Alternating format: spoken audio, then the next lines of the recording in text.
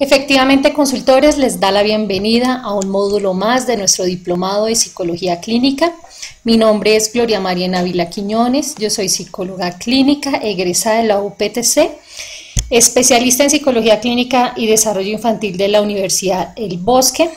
A continuación vamos a dar inicio al módulo Trastornos destructivos del control de los impulsos y de la conducta. Vamos a iniciar con el trastorno negativista desafiante, los criterios. En el A tenemos un patrón de enfado, irritabilidad, discusiones, una actitud desafiante o vengativa que dura por lo menos 6 meses. Se manifiesta por lo menos con 4 de los siguientes síntomas que vamos a ver a continuación y que se exhibe durante la interacción por lo menos con un individuo que no sea su hermano.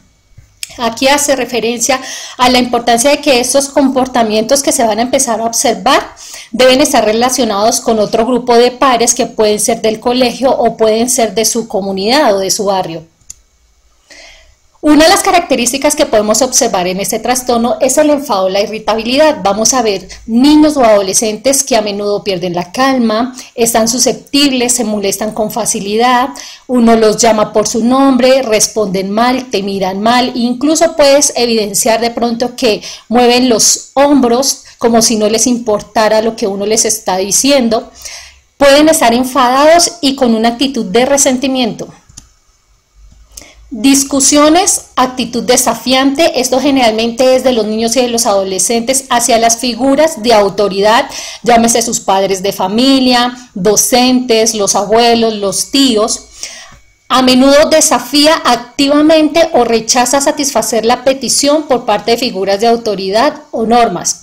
Entonces, cuando un adulto le pide una instrucción al niño o adolescente, este rechaza, le puede dar la espalda o simplemente no acata la instrucción que se le está indicando.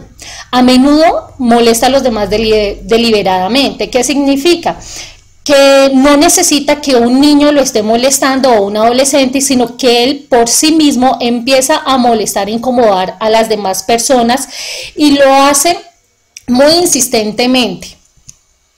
A menudo culpa a los demás por sus errores o por su mal comportamiento. Son niños que saben que tienen la responsabilidad, saben que ellos cometieron el error, pero con tal de evitar el castigo o de aceptar de que ellos tuvieron esa responsabilidad, prefieren culpar a otras personas de sus acciones. En el octavo criterio del A encontramos la parte de la venganza, que son niños o adolescentes que han sido rencorosos o vengativos por lo menos 2 veces en los últimos 6 meses.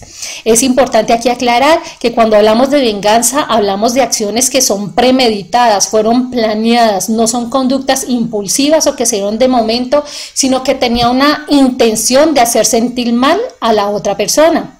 Se debe considerar la persistencia y la frecuencia de estos comportamientos para distinguir los que se consideran dentro de los límites normales de los sintomáticos.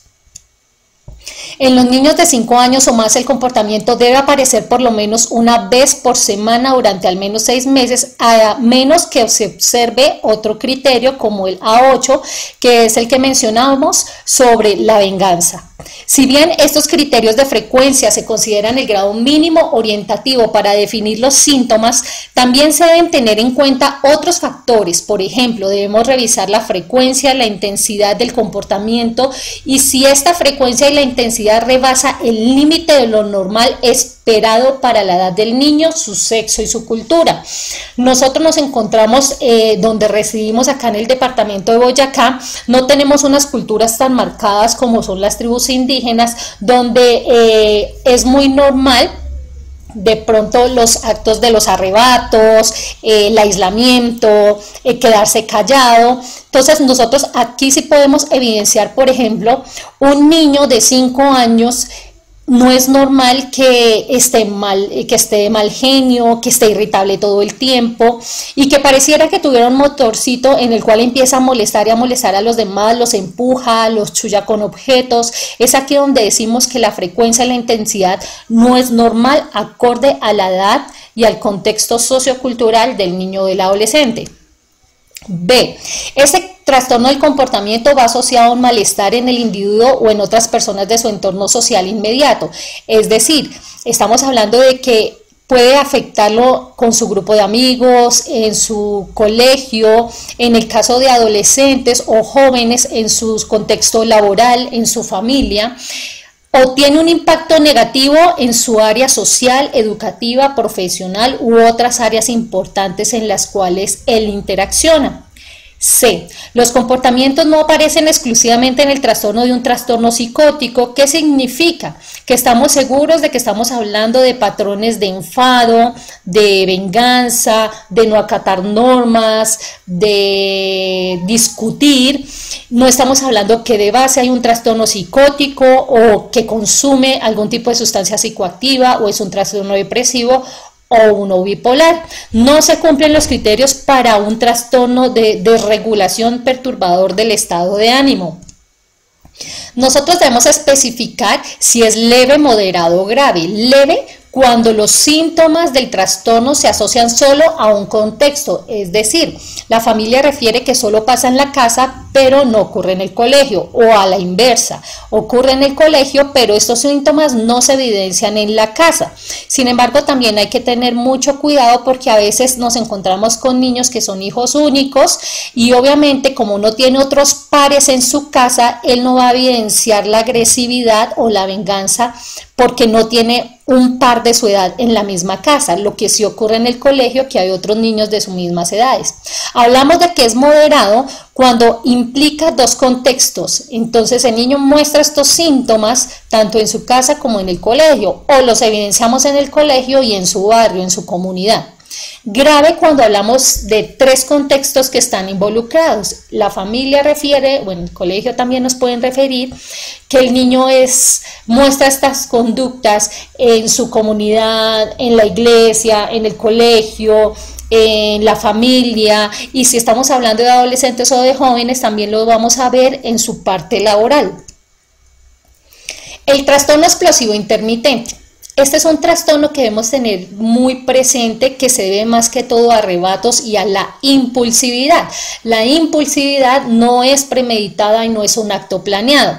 En el criterio A tenemos los arrebatos recurrentes en el comportamiento que reflejan una falta de control de los impulsos de agresividad manifestada por una de las siguientes. Entonces tenemos la agresión verbal, que puede ser los berrinches, las diatribas, las disputas verbales o las peleas.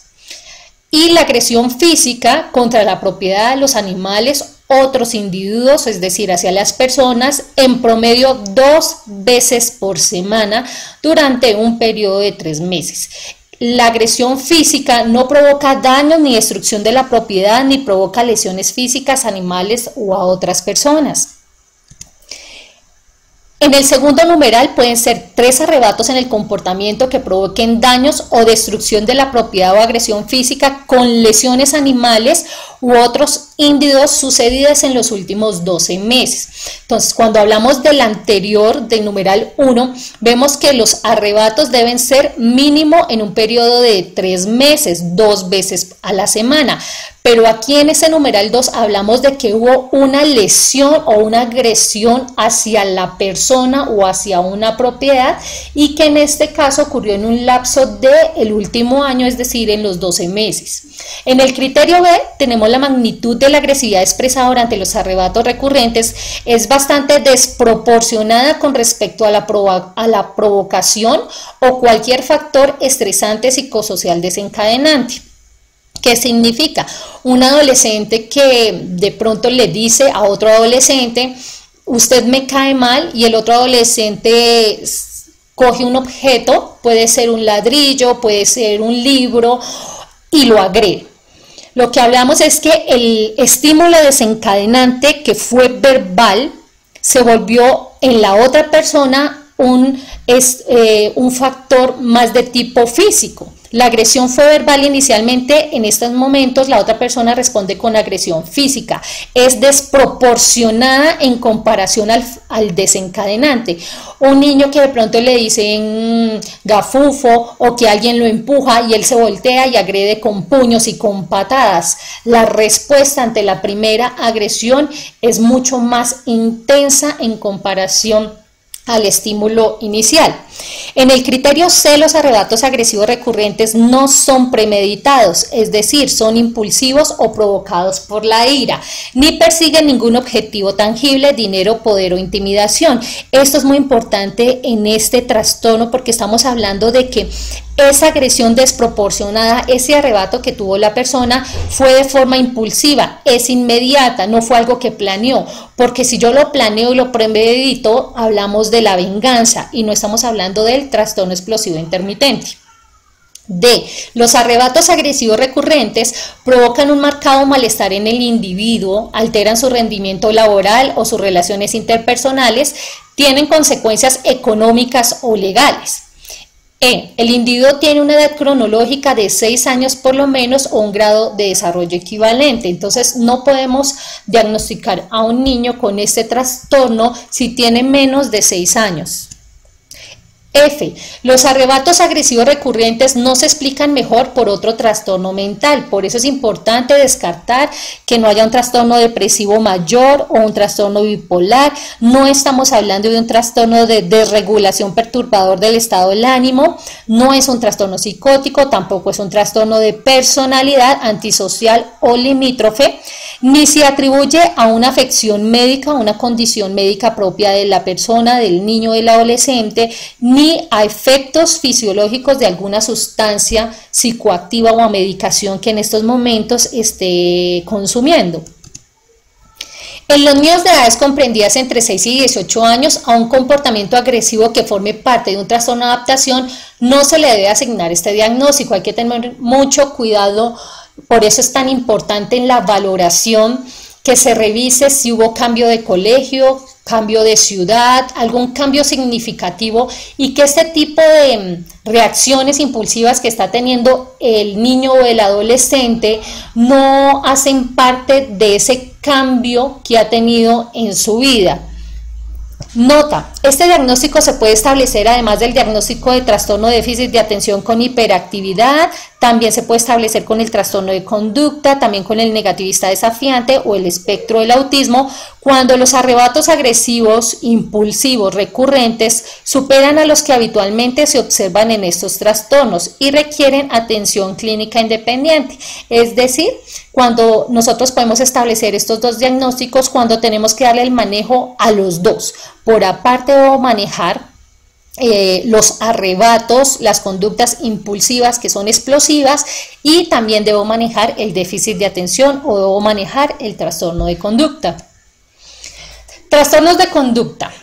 Estos son los trastornos, es el diagnóstico por el cual más acuden al servicio de psicología las familias, generalmente porque lo identifican primero en las instituciones educativas y las familias buscan ayuda porque sus hijos están manifestando alguno de los síntomas o de los criterios que vamos a mencionar a continuación.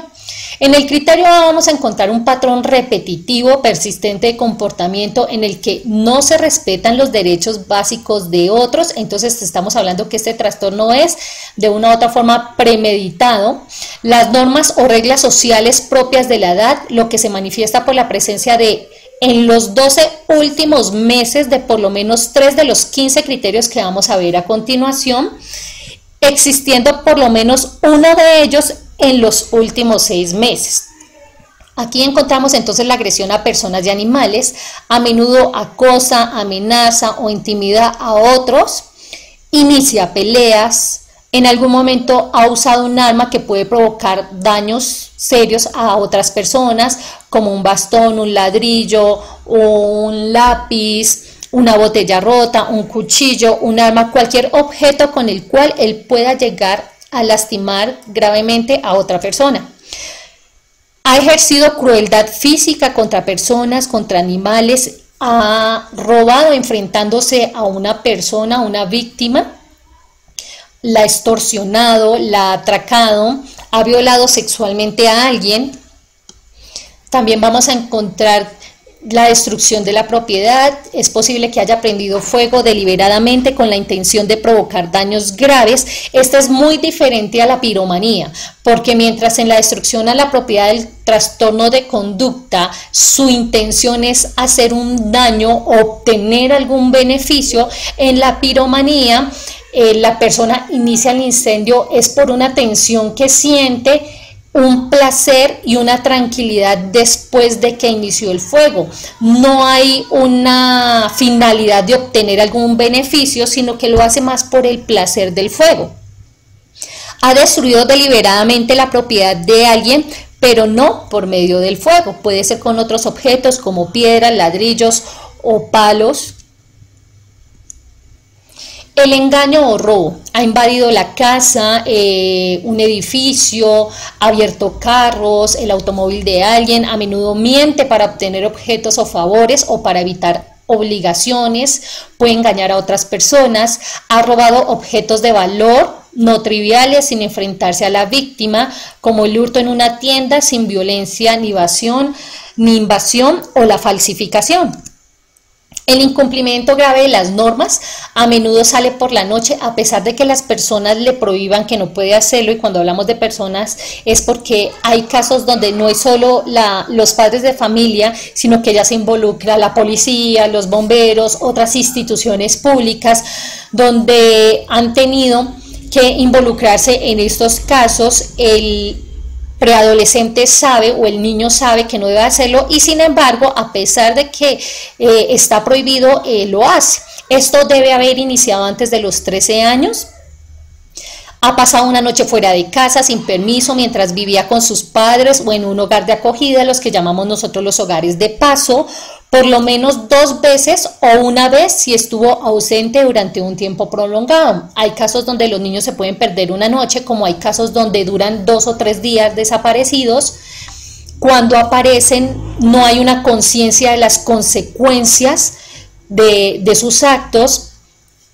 A menudo falta en la escuela, empezando antes de los 13 años de edad, igual lo mismo que la prohibición, cuando se le prohíbe salir, él lo hace, también debe ser antes de los 13 años.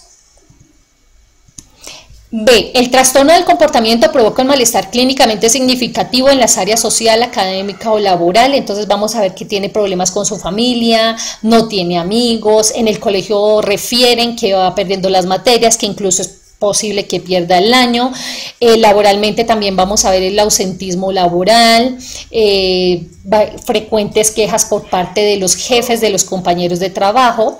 C, si la edad del individuo es de 18 años o más, pero no se cumplen los criterios para el trastorno de personalidad antisocial, nosotros podemos diagnosticar el trastorno de conducta. Se debe especificar si el tipo fue de inicio infantil, es decir, si los síntomas empezaron a aparecer antes de los 10 años. Si fue de inicio adolescente, porque los síntomas iniciaron posterior a los 10 años. De inicio no especificado es porque a veces tenemos situaciones en las que las familias no refieren exactamente cuándo inició la sintomatología. Puede ser antes de los 10 años, puede ser posterior. Entonces nosotros lo que hacemos es colocar tipo de inicio no especificado. Es muy importante en el trastorno de conducta especificar si hay emociones prosociales limitadas. Para poder asignar este especificador, el individuo ha de haber presentado por lo menos 2 de las siguientes características de forma persistente durante 12 meses por lo menos, en diversas relaciones y situaciones. Estas características reflejan el patrón típico de relaciones interpersonales y emocionales del individuo durante ese periodo, no solamente episodios ocasionales en algunas situaciones. ¿Qué significa esto? A continuación vamos a ver unos criterios de los cuales en los últimos 12 meses él debió haber presentado al menos 2 de ellos, que es un patrón. No estamos hablando de que a veces él no tiene remordimiento, no, sino que nosotros sí veamos un patrón en el que él agreda a otras personas, pero pareciera que no mide la consecuencia. Otro de estos criterios que ya los vamos a ver a continuación es la empatía. No es que, uy, sí, una vez él empujó a un niño y no fue capaz de decirle perdón. No, no estamos hablando de una vez, estamos hablando de un patrón, algo que ya está establecido en su forma de actuar. Para evaluar los criterios de un especificador concreto se necesitan varias fuentes de información. Es muy importante al momento de hacer una valoración que se miren todos los puntos de vista, todos los contextos. No solo entrevistar a la familia, sino es muy importante conversar con los docentes, mirar al niño en su contexto educativo o al adolescente si es posible. Cuando se hacen estas observaciones directas en el contexto educativo, es importante que el niño o el adolescente no conozca al evaluador, no conozca al profesional, porque si lo conoce, él va a modificar su conducta de tal manera que sea bien vista por parte del profesional. Cuando hacemos la valoración es muy importante inicialmente conversar con los padres, posteriormente con los docentes, observar al niño o adolescente en su contexto y finalmente al último que se debe entrevistar es al niño o al adolescente. Lo anterior con la finalidad de poder tener una visión integral, holística de la salud mental y de la sintomatología que se está presentando conductualmente, y así podemos dar un diagnóstico más acertado. El primero de los criterios que tenemos que tener en cuenta para mirar si hay conductas prosociales limitadas es si hay falta de remordimientos o culpabilidad. Es un niño o un adolescente que no se siente mal ni culpable cuando hace algo malo. No cuenta los remordimientos que expresa solamente cuando le sorprenden o ante un castigo. El individuo muestra una falta general de preocupación sobre las consecuencias negativas de sus acciones. Por ejemplo, el individuo no siente remordimientos después de hacer daño a alguien, ni se preocupa por las consecuencias de transgredir las reglas, las normas. Es insensible, carente de empatía, no tiene la capacidad de ponerse en el lugar del otro, se describe como frío, quizá es una persona indiferente, se preocupa más por sus actos que por las lesiones o los daños que haya ocasionado a otras personas. Despreocupado por su rendimiento, ¿qué significa? Si va mal académicamente, no le interesa, si tiene problemas en su casa, no le interesa, si laboralmente lo van a despedir, no le interesa. No se ve su preocupación por tratar de garantizar un buen rendimiento, no ve el problema, no realiza el esfuerzo necesario para alcanzar un buen rendimiento, incluso cuando las expectativas son claras, y suele culpar a los demás de su rendimiento deficitario. Afecto superficial plano o deficiente, la expresión de su cara es muy plana, se les dificulta expresar sentimientos, a veces lo hacen más como porque la otra persona crea, por manipulación, crea que ellos sí sienten empatía o sienten un afecto, pero realmente uno al mirarlos y al ver su actuar, su conducta, se da cuenta de que su afecto es muy plano. Debemos especificar si es leve, la gravedad es leve porque existen pocos o ningún problema de conducta aparte de los necesarios para establecer el diagnóstico, y los problemas de conducta provocan un daño relativamente menor a los demás. Por ejemplo, son mentiras, absentismo escolar, regresa tarde por la noche, sin permiso, incumplió alguna regla.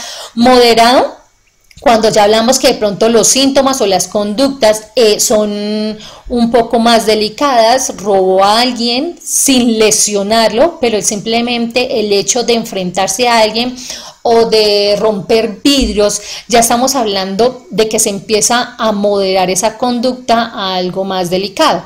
Y grave cuando efectivamente los síntomas ocasionan daño a otras personas, el uso de armas físicas, la violación, los atracos. El trastorno de personalidad antisocial. Entonces, este hace parte de los trastornos de personalidad Es un trastorno que está íntimamente relacionado con el espectro de los trastornos externalizadores de la conducta de este capítulo. Además, es importante diferenciar que hay trastornos que son internalizantes y otros son externalizantes. Acorde a muchos factores, los seres humanos somos seres biopsicosociales, es decir, de acuerdo a mi base biológica, a mi parte social, ambiental, psicológica, a cómo fue las pautas de crianza, las normas en mi casa, cómo fue de estimulante ese ambiente, se va a mirar que hay cierta sintomatología que se vuelve internalizante, que es la que finalmente va a ocasionar en las personas la depresión y la ansiedad, como hay otros que van a externalizar esas conductas. Aquí entran los trastornos de conducta, el trastorno explosivo intermitente, todos los que estamos viendo en este módulo son externalizantes, porque se observan, porque son lo que más refieren las instituciones educativas, el niño que roba, el niño que miente, el niño que grita, el que agredió al otro. Entonces, por eso se llaman externalizantes, porque la persona hace visible y manifiesta su conducta ante otras personas. La piromanía. Entonces, lo que hablábamos, la piromanía también es una conducta que no busca una finalidad o un objetivo como tal. Entonces, vamos a ver los criterios. En el criterio A tenemos la provocación de incendios de forma deliberada, intencionada en más de una ocasión. Criterio B, hay una tensión y una excitación afectiva antes de hacerlo. Hay una fascinación, un interés, una curiosidad o atracción por el fuego y su contexto, la parafernalia, como los rituales que hace la persona alrededor del fuego, el uso que hace y las consecuencias. Hay un placer, una gratificación o alivio al provocar incendios o al presenciarlos o al participar en sus consecuencias. No se provoca el incendio, lo que hablábamos anteriormente, para obtener un beneficio económico, ni como una expresión de una ideología sociopolítica, ni para ocultar una actividad criminal. No se hace por expresar rabia, venganza, por mejorar las condiciones de vida, ni porque es un delirio, ni porque es una alteración del juicio, ni estamos hablando de que estamos con una persona con una discapacidad intelectual. La provocación del incendio no se explica mejor por un trastorno de conducta o un episodio maníaco o trastorno de la personalidad antisocial. En la cleptomanía también tenemos el fracaso recurrente para resistir el impulso de robar objetos que no son necesarios para uso personal ni por su valor monetario. La persona no necesita robar, no roba porque requiere de dinero, obtener un beneficio o por hacer el daño al otro. Lo hace es porque hay un aumento de la sensación de tensión inmediatamente antes de cometer el robo y posteriormente siente un placer, una gratificación y un alivio cuando lo comete. El robo no se comete para expresar rabia, no es venganza ni en respuesta a un delirio o a una alucinación. El robo no se explica mejor por un trastorno de la conducta, un episodio maníaco o un trastorno de la personalidad antisocial. Tenemos otros trastornos destructivos del control de los impulsos y de la conducta especificado. Este hace referencia, en esta categoría se aplica a presentaciones en las que predominan los síntomas característicos de un trastorno destructivo del control de los impulsos que causan un malestar clínicamente significativo o deterioro del área social, laboral, académica o de otras áreas que son muy importantes para la persona, pero no cumplen todos los criterios de ninguno de los trastornos de las categorías que mencionamos anteriormente. Entonces ahí es cuando nosotros especificamos este trastorno. La categoría de otro trastorno destructivo del control de los impulsos y de la conducta se utiliza en situaciones donde el clínico, el profesional, opta por comunicar que el motivo específico de la presentación no cumple con los criterios de ningún trastorno de los que vimos anteriormente. Esto se hace registrando otro trastorno destructivo del control de los impulsos y de la conducta especificado, seguido del motivo específico. Si es un arrebato recurrente de comportamiento, se especifica también la frecuencia. Y en el no especificado, esta categoría se aplica a las presentaciones en las que predominan los síntomas característicos del trastorno destructivo, del control de los impulsos y de la conducta que causan un malestar clínicamente significativo o deterioro de su vida social, profesional, laboral, académica, pero que no cumplen con todos los criterios de ninguno de los trastornos de la categoría diagnóstica de trastornos destructivos del control de los impulsos y de la conducta. Aquí también podemos tener en el no especificado aquellos que presentan síntomas. Tiene síntomas del trastorno de conducta, tiene síntomas del explosivo intermitente y quizá le encuentro alguno del de piromanía. Aquí es donde aplica no especificado porque no tiene todos los criterios de uno específico, sino tiene sintomatología de varios. Muchísimas gracias por su atención. En estos momentos damos por finalizado el módulo de los trastornos del comportamiento perturbador.